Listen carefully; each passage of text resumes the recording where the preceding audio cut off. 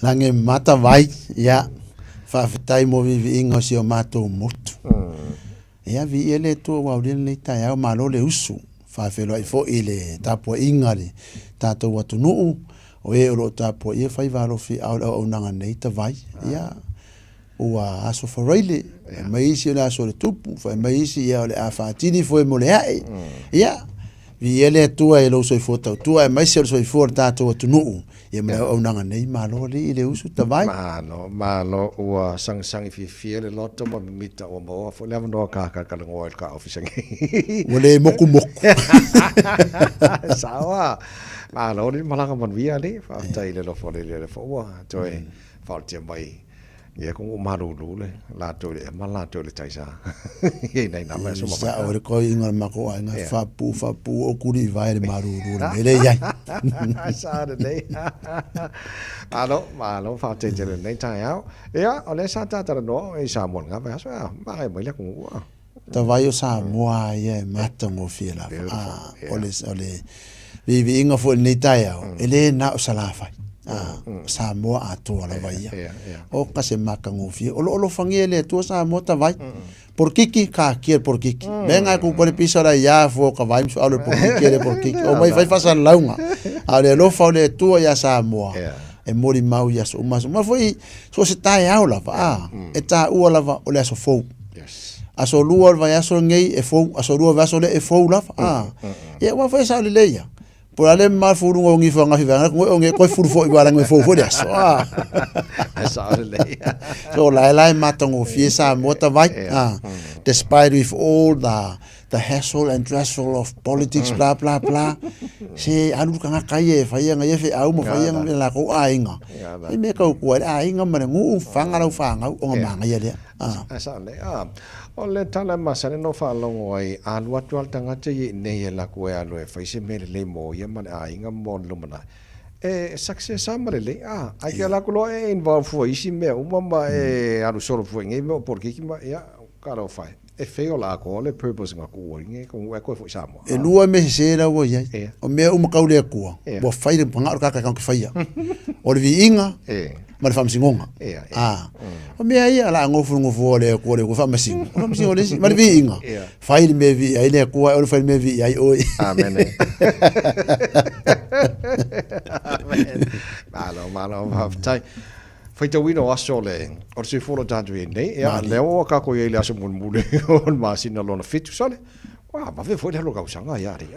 ko lukasio you like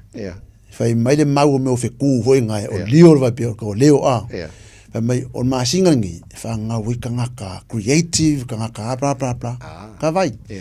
nga le o fa lava ma le creator le Harry Potter le ke long fa nga le so ngi longa winga o fo ka ko singa mo fe ku nga me ya sa o leta vai lu se la su lu na yo aso ta usanga ne lu se la on lu a fe lu on fa pe se lipia bangu e lu se la su ko e lu se la su lu ko se la uri mo ko lu aso o fa ma vai fo le ma lu se la lu a fe lu se la su lu ma lu ongo ai ko se la aso fai palo ka nyusila o le la ka vai o le ka ko ngaluenga fai fa ka si ki ka le scala mana ya le scala fa ali la wa yakau e ala la paloka a mai al paloka o e ku sidi ma yai fai pule al mele ya ka ko fam simon o le fai pule le unga ni ku malo o fai pule le unga fam simon el afurunga o le sa fai pule ku fa ayo ki uma kasi do ko ya ka ko le nyusila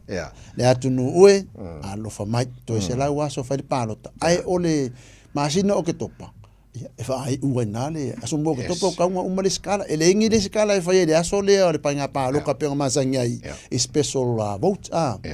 le la ya o le kanya le pu make wa le ya o ia e la pu ala pu wa ngi ai ka mo ka ya ko lo wa fio anga pu ala ka mai mo ko pa ri le fulafu mo na ko pa sing ya ai ele ia la pu ya ele ya fo le ma ka pier manga ya ele se fe o so alum ka vai fa ko ngoi ngari ki ka ko wa ko o ka fa wa ai la wa ya ka a fa ye ke de pa lo ka ya fa nga ma pungi pe a fa ye ko fa nga ma lo fa nga le mo wa sa no mane mangale na sa no so ala fo le o swinga I o fainga pa lo tal tal sanga nei pe a fua tu I fainga pa lo te o ma vai e ia le te me fa nga tele restala e le ma fa nga ko ba kwai o la sol pa lo kama ia pe ora ia fainga pa lo te ma vai fai o special vote so no more special vote so ma nei fa na tu la tu no fo le o pe alta wala nga le alta po kala me fo I ya so ba va ai le scala po le scala lo la paloka va ai po longo o lo swing o la kwa kusi o pe ka wo mai e tamona a wole va ve a le canal pengifiki e kwa ia le fa scala a wole va ve complain se me fa le kong ai fio so hangi de malo e ana fe a ma sui fa nga malo o e sui e le o malo o ka ngaka ile power e sui ile fa nga malo e ala ile paloka afa pe vo la umal paloka o le mangui la sui ngalo that's the nature of politics and nature of democracy nga paula ba it is what it is ele mo mongi va afa men ngango ka mbeki fangari pa wa ka ko le unlucky o la pa yo ngar kala wa la pa sa mo fangari ngo fo mar vale me fa inga ya skopa fa kwal me ya pa wa ka ko de an alo so ole fa mana tulana le por kala me so alo man sa val nei ta ya ta tu pa lo ta fa mon mole o ne le ole ya ta tau ole leo fo leo ta tu tau na fa au atu ya wal palo tai no fa pule ma al pal mene si da mo si pa inga pa ma al fa palo ta no ma o le si me mari ka kai ku mala papa foi do fa war kele ma fi ke so alo fa ni mele ai moi fonga e se o kamalu le palo vaxali ai ma le palo kai e ke no fa ai mus me mai ale mo pe polo kam o vaxali e o ki komikia o nga mena nga e pe albe vol komiki o fenga pa loka e pese komiki la ko kamale la e vol pa loka nga le lo pa la ko pa loka nga ba ko se furu komiki lo nga ko varu le e dei pa loka o la ko kamale nga avel a foi nga ba wai e ka ko ya soya ora le ka ora ngu uma la ko pio ma ko pio ko la ka ma ko lu komiki ai sa ngole unga kasi pa loka nga sui fai pule ya o ko pio mi sorsi e pa loka ke fai ma ulen ko ya sa ya le o le fa mana tu na al po kala me wana si mo so nei ta ya ta wa te le fai o le pa lo ta fa mo mole ai man tu ta no restala mo ka ko pa mo tu le restala o ke topa fa nga ka skala ta vai lo nga vinga so mo ke topa e umara so mo ke e fai do loka me ki mara ko lo ko le fai do skala e ngo le pa loka vai mo fa nga ka loka me ki fa mo muri le skala sa ya le so ona va ngana palo ta to se la wa so le na matu nei por kalame te pa na so lo toi ya mo ti no wa te pena mo ta to la lo fa kim ka se ma ngai ke o le malo tangata mo lo mga yo kanga ka fa ya la ka ngaka ya o nga ka ko kim ka se e fa me le po maori te tangata okay le mele fa ko ma ko pa ki mo ka mai ma ko mo pu atala no le por kala mene le ta le poti le iro le na mai ga so alo te lo fo le so san ma so fo le lan mo ngol paseng yo ka mai ki umba le ai ma se fa longa le ai se fa longa da mo NCA au ki lo ko mo ngol paseng yo ka mai ki Pacifica ma maori pat o po fel me ma fo mai tu langa le a wai lo tu langa le mo dai fa na mo mana ya ele ma ngai ka making ai nga fai de polyfest ele mo moi saurele o ngoi kula o fai pese fitness test o ngo inga commitment la ya o le ala nga o kalo e ku kusale commitment le mele o polyfest ma commitment studies be fa nga sa ke e mo inga David Long i me yo polyfest o nga wa esele ya le kon fai ka ko liu mai inga ya o mai le passion ma le enthusiasm le avi mai de fa ngo me o nga la le fa le kongoi ya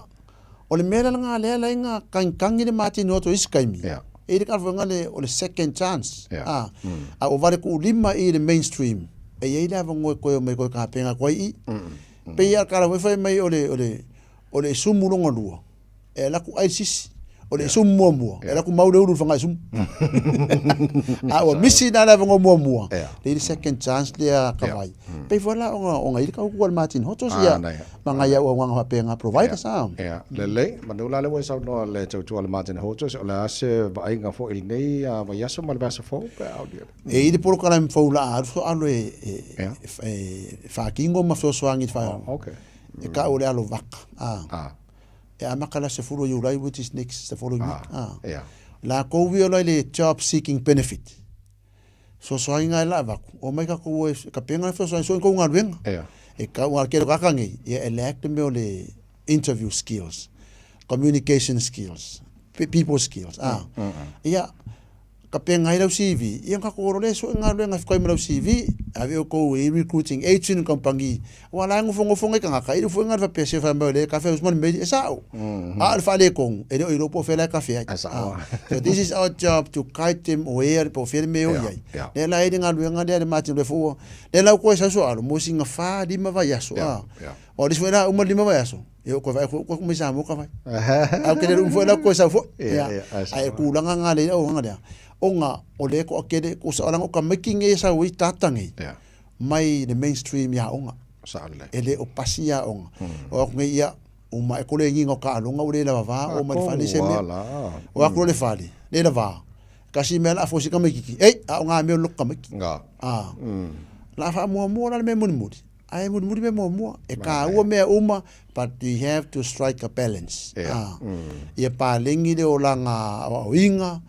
o le olanga le ainga e ma le olanga fa ale ngang e ka penga lango o palangi e ma sang palangi e lo se ku e de ma le ras palangi le olanga ko ngonga e ma le ye lo nga ya mi vale e de ma le ya o ngasa ka ko sa mo e se me fa va me ka ko mana ole telena wa ole mo sta se fo pula mana te mata wina e whaia o ngā langa staff lele e involve me lau karapo a whaila o ngā me lau karapo e le misi ai ai a or kai o kaunga usu aru whainga luenga whaia o ai wha ngoi o sorry wao wa waila le se senga kero le le priority le a ka ko se le wha pe o ka wha ko ngua le ko ngu se ya lang wha le alo wha kia o ko alo wha ko ia o kiofu pawan mea ngal wha ar kwa tap ilunga o fa wal media social media internet tap le ngota vai men ko lur kaya o aso uma e usu mani maruru e vonte sa man ka aso foras fa le esse aso e misika vai e la ru ka vai fazinga kom ai was furu pa senhor kai mi ako aso nga ka fa maru si auris ka ngaka fai ma fai ka vai nga usu le ko lur vai aso uma sa me dem fai ka ko ia so kai fo mi so alo ai e maru ale us